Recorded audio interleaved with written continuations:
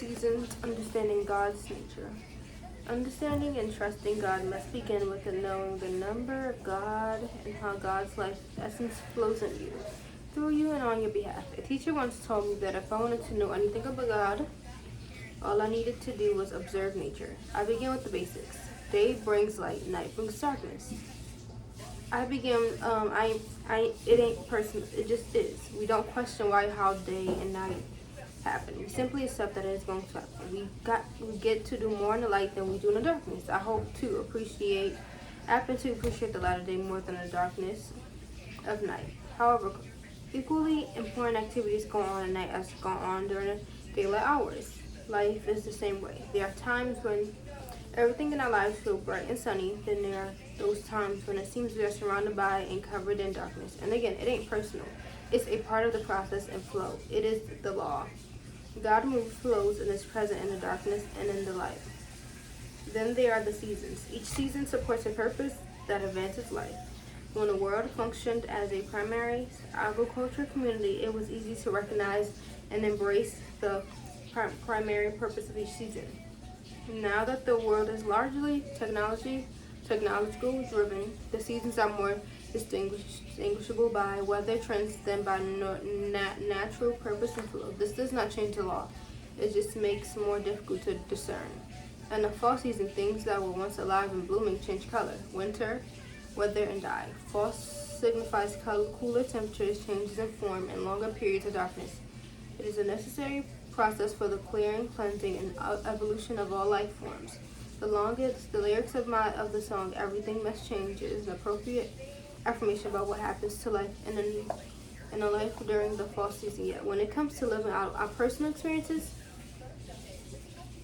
we do not appreciate the value of change or death because we have not been taught to equate the laws of nature with the events of our lives.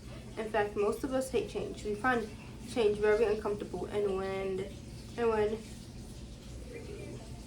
change is not to our liking, when it makes us uncomfortable, we look for something or someone to blame for it. The challenge, watching things die and learning how to be okay with it. God is present in all aspects of change as the very essence and natural flow of our life. In the same way, we trust and embrace that those things that die off in the fall will be replaced in a new season. We must learn to trust that the people and things that leave our lives will be replaced by something fresh and new.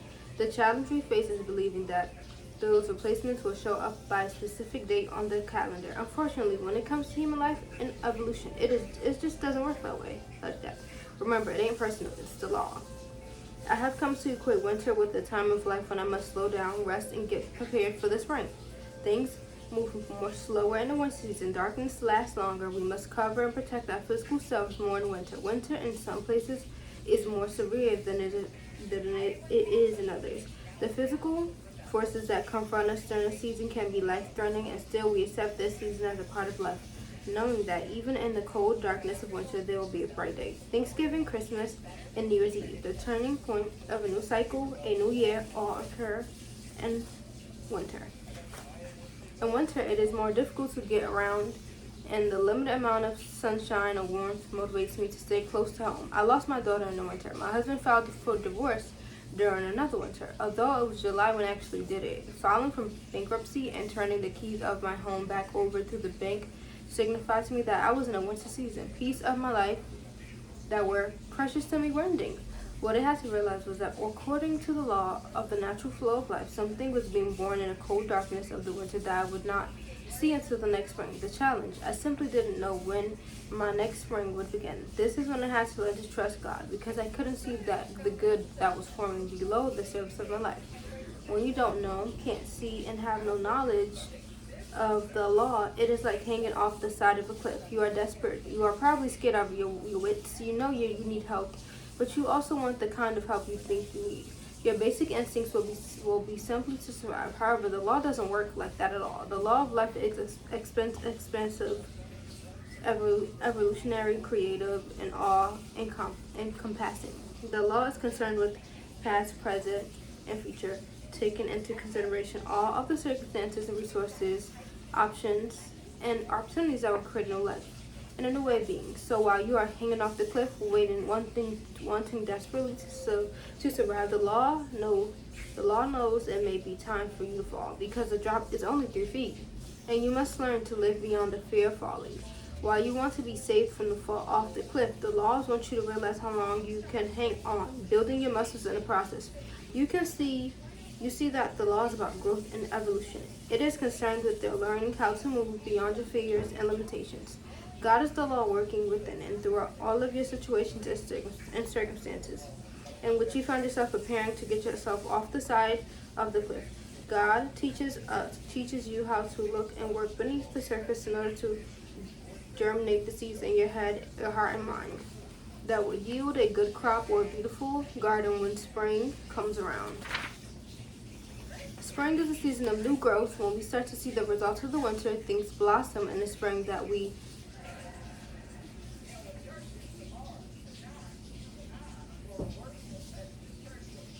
could not see in the winter. Once we see the new growth, we know the ground is fertile and receptive, so we plant our seeds.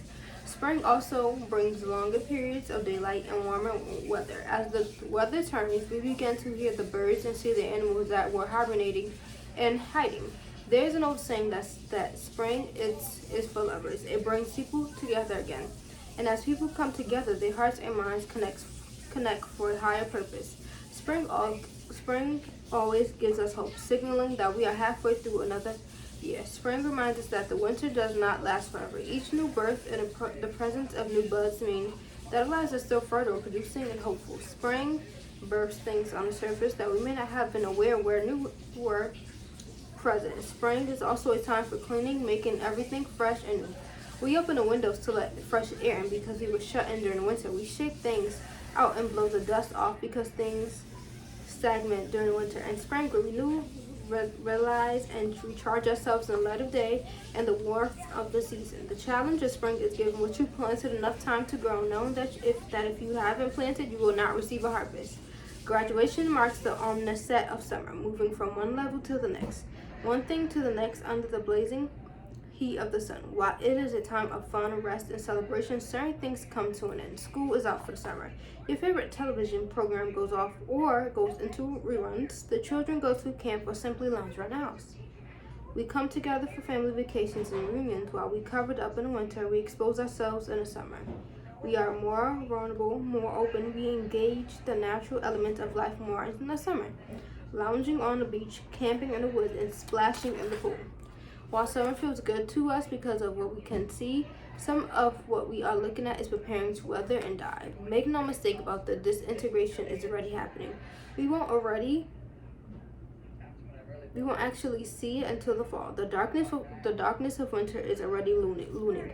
We just won't feel it for a few more months. The challenge of summer is learning how to enjoy what is present while knowing knowing that it will not last. Because nature gives us clues about how the natural law of life operates, it supports us in recognizing how God operates. If God is that law, the seasons and days are an important element that helps us to understand the nature of God and develop a healthy relationship with Him/her. We don't get mad at October because there are no strawberries available, nor do we blame curse and separate ourselves from our concepts of God when the seasons of our life change.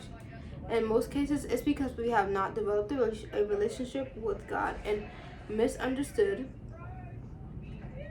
His/her very nature. Instead, we come to believe that we can't trust God because we hate the winter and want the summer to last forever. The seasons may not look the same everywhere, but all places, like all people, experience all 4 seasons.